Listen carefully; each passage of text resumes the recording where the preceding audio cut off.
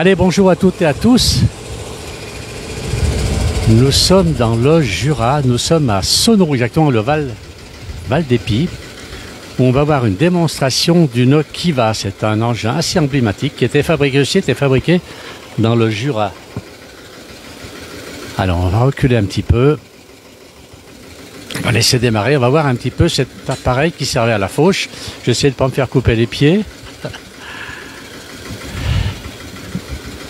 Voilà, cet appareil démarre à la manivelle. Alors, on verra ensuite les gens, puisque c'est ici une association, Rétro Kiva, qui organise d'ailleurs très prochainement sa manifestation annuelle, ou biannuelle. On va regarder un petit peu tourner cet engin. Allez, on va suivre la machine, donc cette faucheuse. Voilà.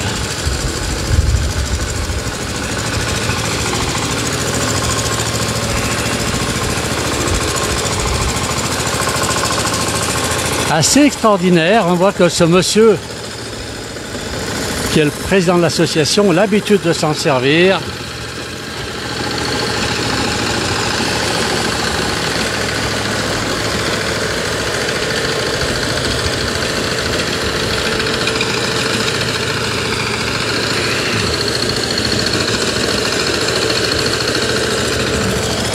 Regardez un peu. Un travail impeccable qui a été réalisé avec cette machine. Voilà. Il va finir le champ. On va laisser terminer le champ.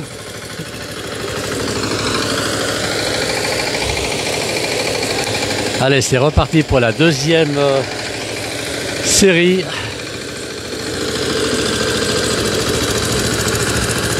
Alors cette association Rétro Kiva est installée dans le Val d'Épie, dans le Jura, pas très loin de la Bresse d'ailleurs. Elle va réaliser la semaine prochaine une exposition de Kiva. C'est assez exceptionnel. Et lors de cette exposition, il y aura bien sûr des démonstrations comment on peut se servir d'une Kiva. C'est vrai que c'est un engin qu'on voit plus tellement aujourd'hui. Ici c'est. Alors ceci était fabriqué à Lons-le-Saunier. Mais on va discuter, on va regarder, on va finir la tonte. Et on verra ensuite avec les responsables de l'association exactement ce qu'ils font. Allez.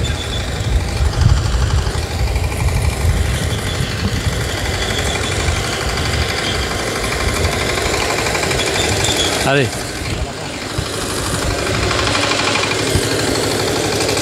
Allez.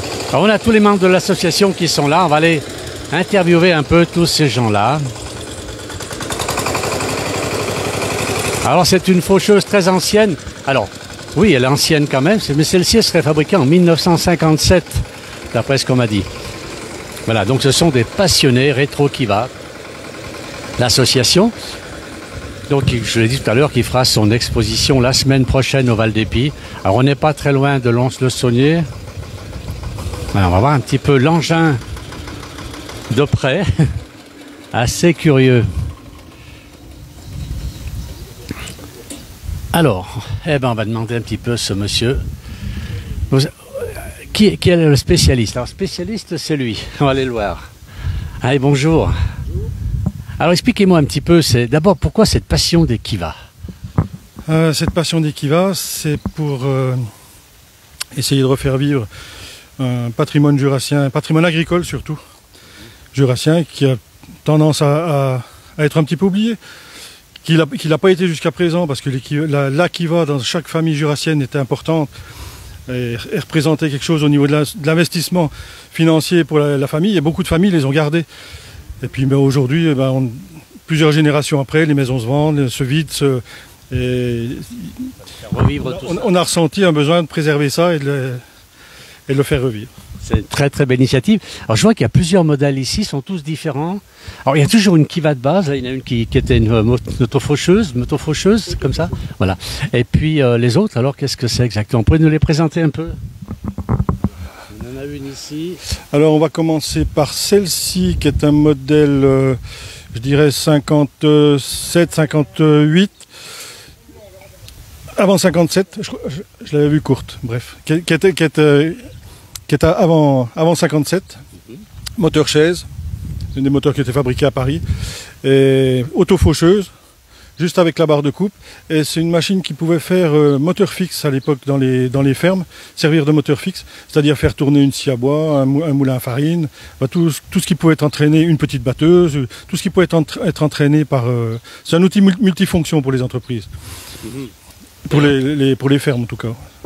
Oui, donc ça remplaçait, c'est un peu ces moteurs que l'on trouve parfois dans les fermes qui faisaient tourner différents engins, enfin plutôt différentes machines. Et donc là, qui va être équipé, comme aujourd'hui, ce sont les tracteurs qui ont ce qu'on appelle la barre de fonction derrière. Ça remplace la prise de force aujourd'hui des tracteurs, c'était ça. Certaines ont été équipées de prise de force à la fin, mais voilà, c'était une prise de force qui était un peu, c'était le montage assez léger. Après, on a eu là on a des modèles à moteur chaise, et on a eu les dernières. Celle-ci, c'est plutôt 61, 60, une 3 vitesses, moteur diesel VM italien. Toujours fabriqué ici. Toute la base de la Kiva, c'est-à-dire que ce soit les trains roulants, les boîtes. Un petit peu. Tout était fabriqué. Donc, les moteurs, non, le moteur est italien. Les moteurs ont toujours été achetés.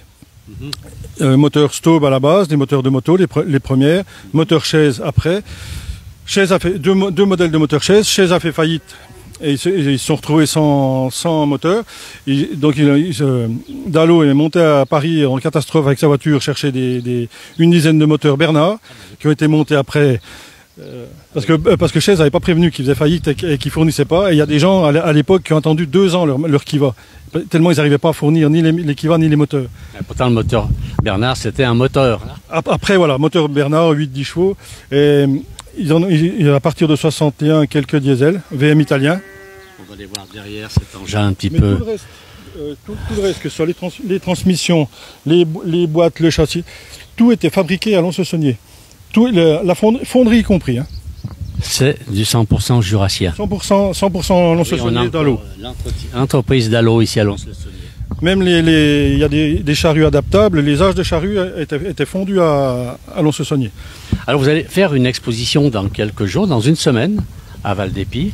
Et vous allez donc présenter bien sûr ces engins, mais en même temps faire des démonstrations sur place. Oui, l'objectif c'est de faire une expo en statique pour exposer le maximum de modèles différents. Parce qu'il y a eu des grandes séries, et dans les grandes séries, comme Dalo était quand même resté une petite société proche des agriculteurs, ils fabriquaient des machines quasi à la demande. Chacun pouvait demander telle ou telle option, ou de l'avoir ou pas. Donc il y a une multitude de déclinaisons. C'est un peu plus pour les spécialistes, mais donc notre objectif c'est d'exposer un maximum de ces variantes. Et puis aussi et surtout de les faire revivre et de les faire travailler. On sait à peu près combien de Kiva ont été fabriqués, parce que c'est vrai que c'est pas très connu. Personnellement, je n'avais jamais vu. Hein. Alors la fabrication s'est étendue entre 1933, surtout 34 et 1974. Il y a eu un petit peu moins de 10 000 machines fabriquées en tout et pour tout. Une grosse partie a été vendue dans le Jura. L'autre gros revendeur qui en a vendu autant que dans le Jura, c'était les établissements Fournial à côté de Clermont-Ferrand. Alors l'explication est assez simple. Ce tracteur a eu beaucoup de succès dans le Jura parce que le Jura était une région de polyculture élevage. Les gens avec 5-6 vaches et une paire de bœufs. Et autour de Clermont-Ferrand, l'usine Michelin embauchait beaucoup de monde et on gardait beaucoup de ces petites structures de ferme qui étaient très bien adaptées. Et la politique commerciale de Dalo, c'était de dire aux gens, la Kiva coûte le prix de la paire de bœufs. Je vais vous vendre une Kiva, vous allez vendre votre paire de bœufs, ça libérera 2 places à l'écurie, vous allez mettre 2 vaches et vous trairez plus de lait, ça va rien vous coûter l'histoire. C'était pas tout à fait juste, mais c'est ce qui a fait le succès commercial de la Kiva. Alors j'ai des questions ici, on me demande est-ce que ça travaille que sur des terrains plats? Non, c'était adapté justement aux fermes de moyenne montagne, parce que quand on a un petit coup de main et qu'on sait s'en servir, c'est des outils qui passent très très bien dans les pentes, qui allaient mieux en tout cas même que les bœufs dans les pentes, les gens étaient ravis de ça. Alors on va continuer à regarder un petit peu. Alors dans votre exposition, la semaine prochaine, il va y avoir des vieilles voitures. Je vois qu'il y a une 203 ici qui est magnifique. Alors, ce sera les voitures, il y aura aussi d'autres tracteurs, des tracteurs récents. Tous les collectionneurs qui veulent venir avec leurs voitures de collection sont évidemment les bienvenus. Nous à titre personnel de l'association, on n'exposera pas de voitures pour l'instant. le thème de la fête, c'est 99% Kiva. On est la seule fête internationale de la Kiva. On en restera là. On en restera là. Voilà. Et par contre, on va essayer, pour introduire une petite variante chaque année, de mettre une autre marque à l'honneur. Cette année, c'est la marque Zetor.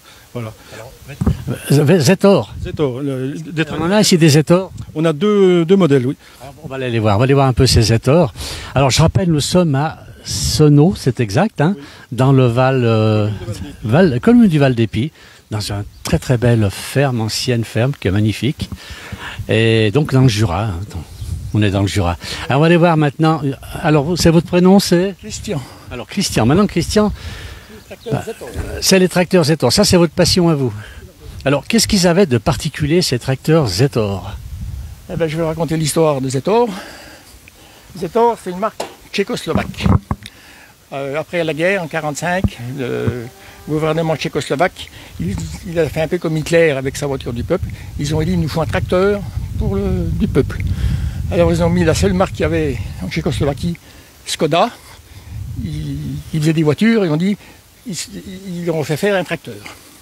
Et il y a un ingénieur qui s'appelle Joseph Minkel, qui était des passionnés là. Usine d'armement, qui a fait un tracteur. Ça, 25 chevaux, alors que le Skoda faisait 30 chevaux. Et ils ont mis en compétition, et celui-là, Joseph Minkel, comme ça, a gagné. Donc, s'il ne gagne pas, Zetor n'existe pas.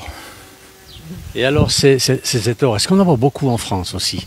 Il y en avait, chez nous, il y en avait un importateur, il y en a deux, trois, oui. Et le nom Zetor, le pays, ça s'appelait Z, je ne sais plus comment, parce que c'est un nom que je n'arrive pas à prononcer, et ça se prononce Z. Donc Z, et puis ils ont mis la fin de tractor, ça a fait Zetor. Et si Skoda gagne, Zetor n'existe pas. Voilà l'histoire de Zetor. Alors j'ai une question qui est... Alors c'est pour le précédent. Alors j'ai pas son prénom. Thierry. Thierry me demande si c'est auto-faucheuse ou moto-faucheuse. Auto-faucheuse qui va. Moto-faucheuse, c'est les faucheuses de montagne qui sont guidées à deux mains pour vraiment l'agriculture de haute montagne. Là, c'est auto-faucheuse. Parce que la base de la création de la Kiva, c'était le Dalo voulait soulager les animaux qui fauchaient avec des faucheuses tractées.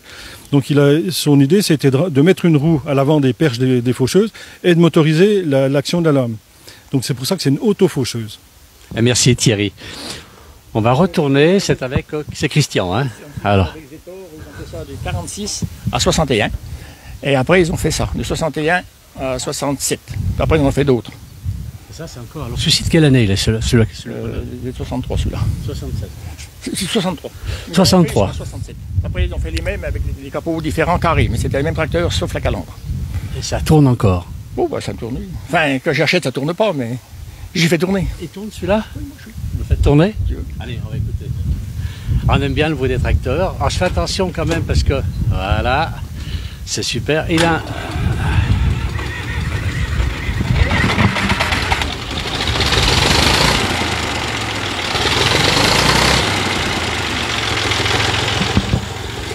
Ça tourne comme une montre. Ouais, il y a des marques que ça d'habitude, mais bon. Non? D'habitude, il y a des marques que ça, mais bon. Il a bien démarré. Là. Il a bien démarré. Pour son âge, et il est en parfait état. Les deux sont magnifiques. Hein.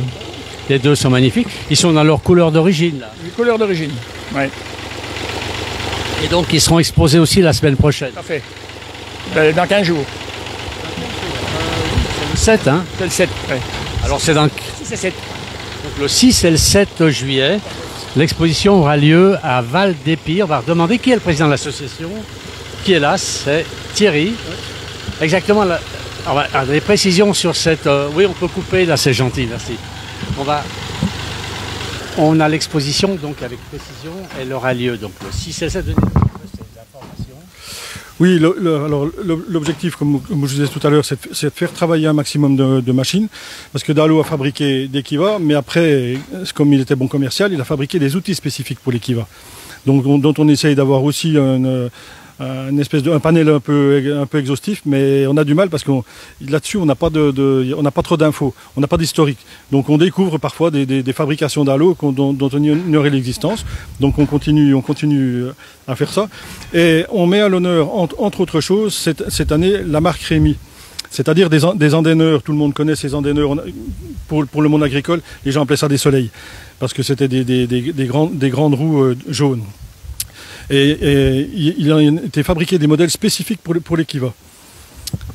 D'accord. Alors, là on a une petite Kiva en plus. Ça c'est celle qui tournait tout à l'heure, hein, qu'on a fait tourner au début. On a une dame là-bas qui fait partie de l'association, qui voulait dire quelques mots. Elle va nous parler des Kiva, ou elle va nous parler de l'association ou de la fête de la semaine prochaine. Qu'est-ce que vous voulez nous dire? Bonjour, donc Marlène Perronnet, secrétaire de l'association Rétro Kiva. Oui, je voulais vous dire que donc, la fête a lieu le samedi et le dimanche, le 6 et 7 juillet. Donc on vous espère nombreux, aussi bien les passionnés que les gens qui ne connaîtraient pas la Kiva. Ça fait une occasion de venir découvrir la Kiva. Et de nous découvrir aussi. Il y aura aussi un marché artisanal. Il y aura un concert le samedi soir avec le groupe un dimanche à 15h. Ce sont des anciens rugbyman, donc ils vont nous mettre le feu. Donc il faut venir nous voir. Hein. Le dimanche, pareil, démonstration de Kiva. Et vous pouvez venir à notre rencontre pendant ces 2 jours. Hein, si vous avez des questions, on est ouvert à tout le monde. Je voulais aussi remercier nos sponsors qui sont nombreux, qui nous soutiennent et on les remercie beaucoup. C'est grâce à eux qu'il y a toutes ces manifestations et quelque part. Oui, c'est grâce à eux qu'on arrive à tourner, à faire un peu ce que l'on veut et on les remercie beaucoup. Alors là, j'ai quelqu'un, c'est Bernard qui nous écrit du 71. Il est voisin, Bernard, on vous attend ici, hein, je crois que tout le monde vous attend pas le week-end prochain, dans 15 jours. On va repasser devant toutes ces belles choses. On a une très très belle affiche là-bas. Alors il y a une chose aussi qui m'a paru curieuse lorsque je suis arrivé. On voit vraiment que ce sont des passionnés. On a une vieille pompe à essence. Je ne sais pas s'il y a encore le prix du litre ici. Et je vais demander si quelqu'un connaît cette pompe à essence et quel âge elle peut avoir. Ah, c'est une très très vieille pompe. Livraison minimum 5 litres. Qui est-ce qui peut me parler de cette pompe à essence? On ne connaît pas l'âge. Non, je pourrais pas dire l'âge. C'est pour le plaisir, vous l'avez mis ici. Oui, comme j'ai mis tout le reste. Elle était là. Elle n'est pas là, mais maintenant, oui. On dirait une station-service. Je sais que si je passe le soir sans essence, je vais m'arrêter. Oui, elle est un peu vide. Oui. Mais s'il y a de l'eau qu'il y a dedans. Bon, il y aura toujours un petit cougnol ou un ou de café à boire. Ah oui, tout à fait. Il y a du blanc du Jura dans la corde. Ah oui, exactement. Voilà, on va repasser devant ces Kiva. Alors, il y en a peu aujourd'hui, il y en a 4 quand même. Hein. Il y a 2 tracteurs Zetor qui sont là. Il y a 4 Kiva. Il y a une 203 aussi qui est magnifique. Je ne sais pas si c'est l'immatriculation d'origine, je ne pense pas, non. Et puis c'est magnifique Kiva avec chacune un matériel. Comme nous disait tout à l'heure Thierry, le président de l'association, c'est que ces Kiva, le matériel a été quasiment... On ne veut pas dire que chaque Kiva est différente, mais chaque utilisateur pouvait donner ses spécificités et on adaptait la Kiva à ses besoins. C'est bien ça? C'est tout à fait ça. Entre autres, moi je suis le repossesseur d'un modèle unique, c'est-à-dire les dernières versions en boîte 4 vitesses qui sont sorties exclusivement en diesel, et j'en ai une montée avec un moteur Bernard qui a été construit par les établissements d'Halo, puisqu'on a la chance d'avoir accès au registre de vente de l'usine. Donc on sait exactement quel numéro de machine a été vendu avec quels équipements. Donc celle-là, c'est la seule qui a été construite avec un moteur Bernard essence, sans doute parce qu'à l'époque il existait ce que les gens appelaient des bons d'essence. C'est une famille qui avait accès probablement à des bons d'essence détaxés et qui a fait monter un moteur essence ou un moteur diesel. Tous ces genres de choses racontent une histoire de la marque et une histoire des familles jurassiennes, par la même occasion. Alors, je vous écoute, mais je me dis, mais il faut une passion, bien sûr des Kiva, mais il faut une passion comme un archéologue pour aller chercher qu'est-ce qui s'est passé il y a quelques décennies pour retrouver l'identité ou les options ou les caractéristiques de chaque machine. C'est du travail d'archéologue, ça. Non, c'était très facile, puisque un des anciens fondateurs de cette fête des Kiva est en rapport avec la famille Dallot, qui lui ont fourni le registre de vente.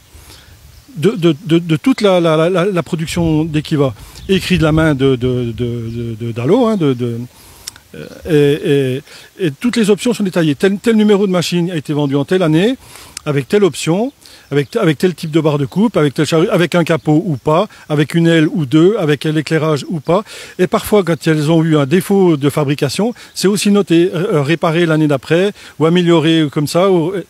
On a une foule d'informations, de détails très précis avec ces documents-là.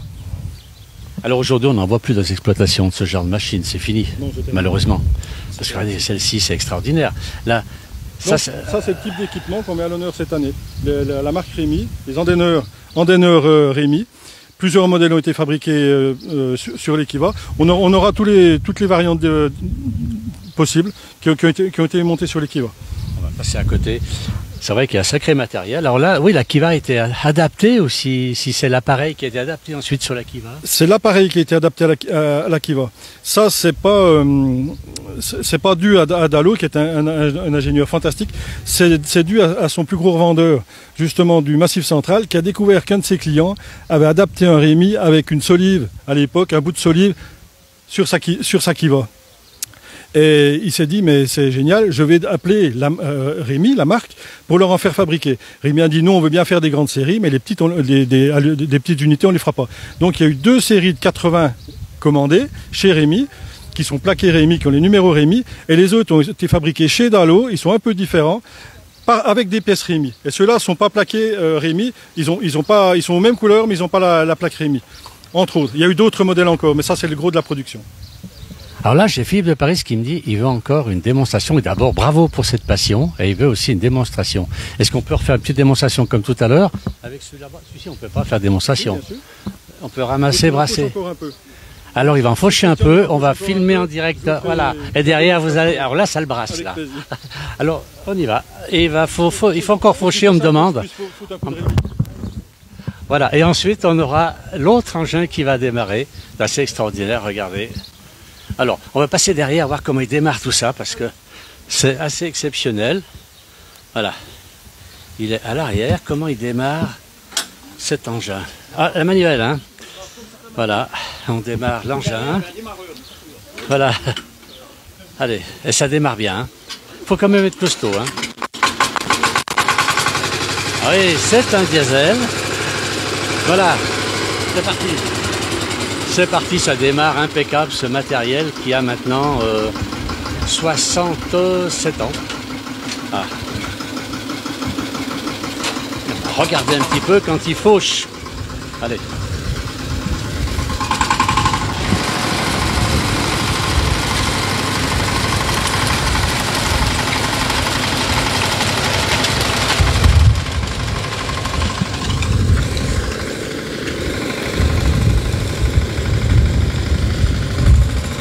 Ah, puis on voit qu'ils sont passionnés, mais surtout habitués à utiliser ce matériel. Regardez comme ça coupe bien. On a l'impression que c'est facile, c'est pas le cas. C'est pas le cas du tout. Alors là, c'est Christian qui fait la fauche, et puis Thierry va venir brasser cette herbe. Voilà.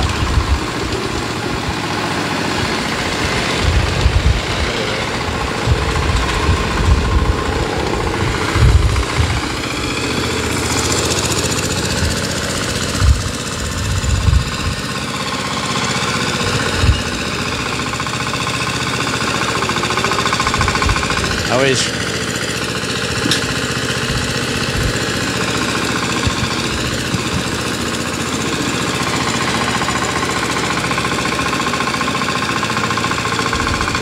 Et voilà, l'herbe est coupée. Il reste un tout petit peu ici. Et on va voir maintenant, c'est Thierry avec l'autre machine. Il va nous la démarrer. Enfin, des vaches sont là-bas. Elles sont étonnées de voir une Kiva qui tourne. Elles n'ont plus l'habitude.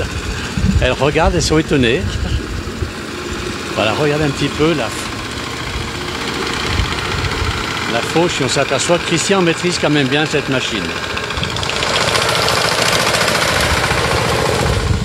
Et comme dit Philippe, il y a un sacré savoir-faire. C'est vrai ça, Philippe. C'est toujours agréable de regarder les gens travailler de cette manière-là. Toutes ces façons de faire que l'on a perdues.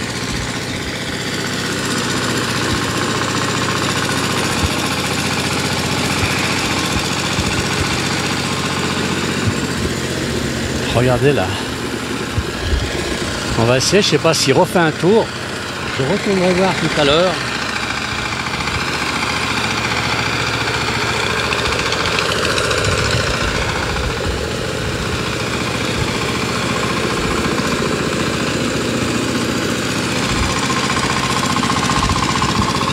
Alors, je vais essayer de me mettre un peu plus loin pour voir où il va les couper là, sans me faire couper les pieds. Regardez.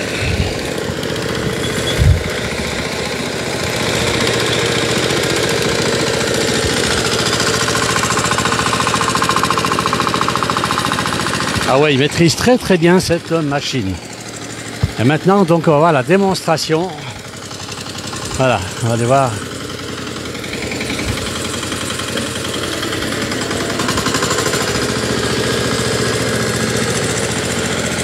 Alors on est devant une magnifique ferme en pierre du Jura. Regardez si elles sont belles.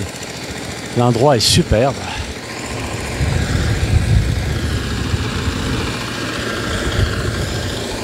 Alors on va continuer. Voilà, on a beaucoup de monde qui suit actuellement l'évolution de l'engin. Alors il y a une grande largeur de coupe. On posera la question tout à l'heure. C'est Simone qui nous demande. Elle va demander. Oui. Voilà, c'est terminé. Alors voilà, il range tout ça. Alors,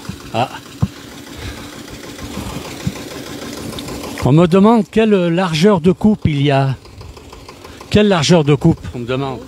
La largeur de coupe. Il y a 1m20, 1m30. 137. 137. 137. Ça coupe impeccable, hein. Alors on va aller voir Thierry maintenant qui va remuer tout ça. Merci Christian. Allez, on va aller voir un petit peu. Il y a toute l'équipe qui est là-bas. Alors, c'est toute l'équipe de Rétro Kiva qui est là. Le monsieur, donc Christian, c'était plutôt Zetor. Là, on a toute l'équipe. Alors, on a Philippe Paris qui dit bravo quand même pour le savoir-faire, hein, parce que c'est vrai que c'est pas donné à tout le monde de maîtriser ces machines comme ça. Alors là, c'est toute l'équipe de Rétro Kiva qui est ici. Une partie de l'équipe, une partie de volontaires et de... On a même la photographe officielle de l'équipe Kiva. Beaucoup les photos. Et c'est important de garder des souvenirs effectivement de nos fêtes pour les générations futures. Donc oui, on fait beaucoup de photos. Vous avez tout à fait raison. Nous, on aime ça aussi à la place du village. Et quand vous avez de belles photos, n'hésitez pas à nous les envoyer. Pas de problème, ce sera avec plaisir. Allez, on va regarder là. Rentrer là. Là qui va maintenant. Donc, il a coupé. Et c'est maintenant au tour de Thierry qui va aller brasser toute cette herbe. Voilà, ça se gare impeccable. Donc, voilà des passionnés. Voilà, combien consomme l'autofaucheuse? Là, c'est le président qui va nous répondre, s'il ne se sauve pas.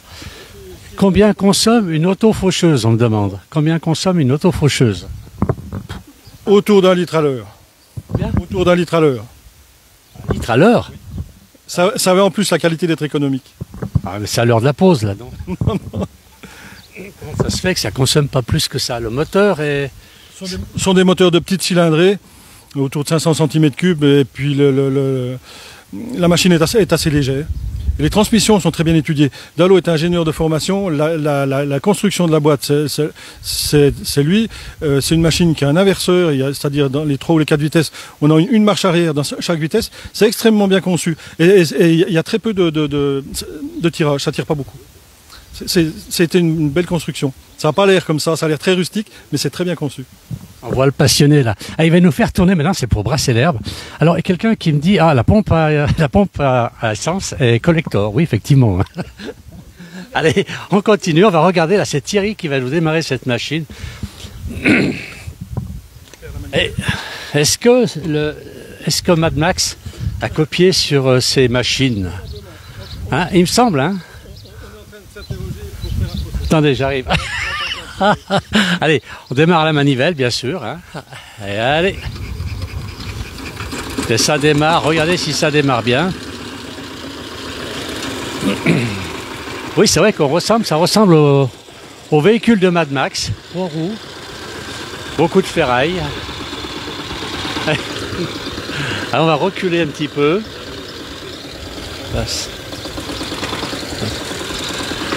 Alors, on va aller voir un petit peu comment tourne tout ça.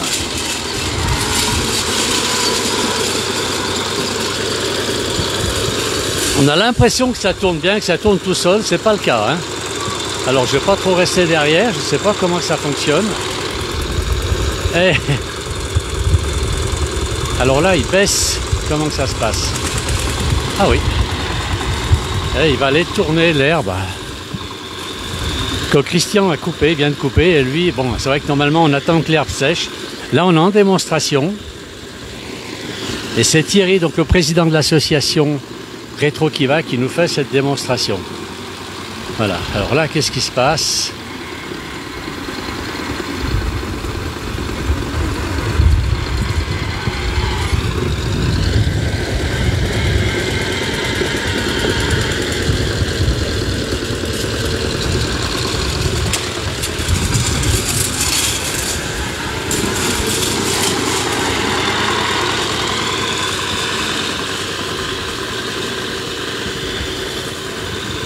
Alors c'est Simone qui est en Dordogne, je crois, qui dit que ça s'appelait là-bas la faneuse. On va leur poser la question.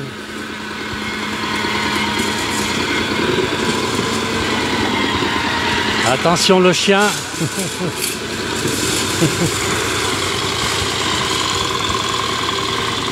Et regardez, toute l'herbe était ramenée en tas. Ah oui, il maîtrise très très bien la machine. Voilà, regardez, il fait une deuxième rangée maintenant.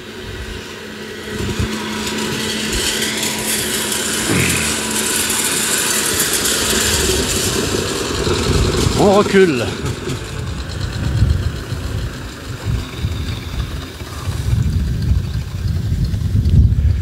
Alors il y a une dame qui est en Dordogne qui me dit, on appelait ça chez eux la faneuse. Attends, je vais faire le tour parce que... Alors peut-être qu'ils appelaient ça une faneuse. Le même type d'engin, peut-être que régionalement ça pourrait s'appeler une faneuse, mais ici c'était plutôt un andenneur. Oui. Comment? C'était plutôt un andenneur qu'une faneuse. Andenneur. Oui. C'est jurassien ça. La faneuse en fait c'est pour faire sécher le foin et ça c'est pour le mettre en andin pour le ramasser. Alors c'est ce que me dit, il met l'herbe en andin. Oui. Il rassemble l'herbe. C'est ça, c'est juste. Alors, Simone, c'est bien, vous connaissez, donc en Dordogne on fait la même chose, à part qu'on appelle ça une faneuse. Mais vous aurez à la fête des démonstrations de faneuses et d'andenneurs, les deux. Alors Simone, vous êtes un peu loin en Dordogne, le Jura c'est pas le bout du monde non plus. Hein. Elle peut venir jusqu'ici, elle verra fonctionner ces faneuses ou andenneuses, hein, et des Kiva et des Etor, voilà. Même de Dordogne, n'hésitez pas à venir nous voir, parce qu'on a des amateurs qui viennent de toute la France, mais absolument toutes les régions de France, de Suisse, d'Angleterre, d'Allemagne, des Néerlandais, entre autres choses. La Kiva est assez internationale quand même. Elle était exportée aussi, elle était très française, mais exportée dans nos colonies, Cambodge, Algérie, Maroc. Donc c'est un outil qui a été quand même assez largement diffusé. Et copié par Mad Max. C'est ça, et copié par Mad Max. Allez, on va aller voir. Toute l'équipe est là, donc on va retourner voir. Allez, on va aller faire un petit tour avec l'équipe. On va remercier tout le monde quand même pour cette belle démonstration. On a beaucoup de questions, c'est vrai qu'on pose des questions. Beaucoup de merci et bravo.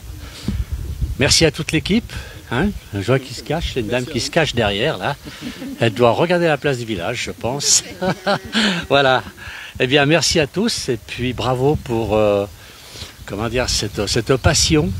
Et comme je disais tout à l'heure, pour Thierry, c'est aussi un travail d'archéologue, aller fouiller dans des vieux documents, c'est un peu ça, pour savoir qu'est-ce qui s'est passé sur cette machine, pourquoi elle est comme ça. Enfin, bravo à tous, merci pour votre accueil. Et puis, je rappelle à tous, c'est dans 15 jours, le 6 et le 7, c'est ça, juillet. Donc, une exposition qui va au Val d'Épie dans le Jura. Et, c'est la seule fête au monde dédiée à la Kiva. Alors, si vous voulez voir quelque chose d'unique au monde, c'est le moment. Après, il y aura les Jeux Olympiques, mais c'est moins important. C'est moins intéressant, c'est sûr. Probablement. Et l'accueil, il sera différent, je vous assure. Bien, écoutez, bravo Thierry, bravo à toute l'équipe. Merci à tous ceux qui ont suivi ce petit reportage. Très bon dimanche et à bientôt. Au revoir.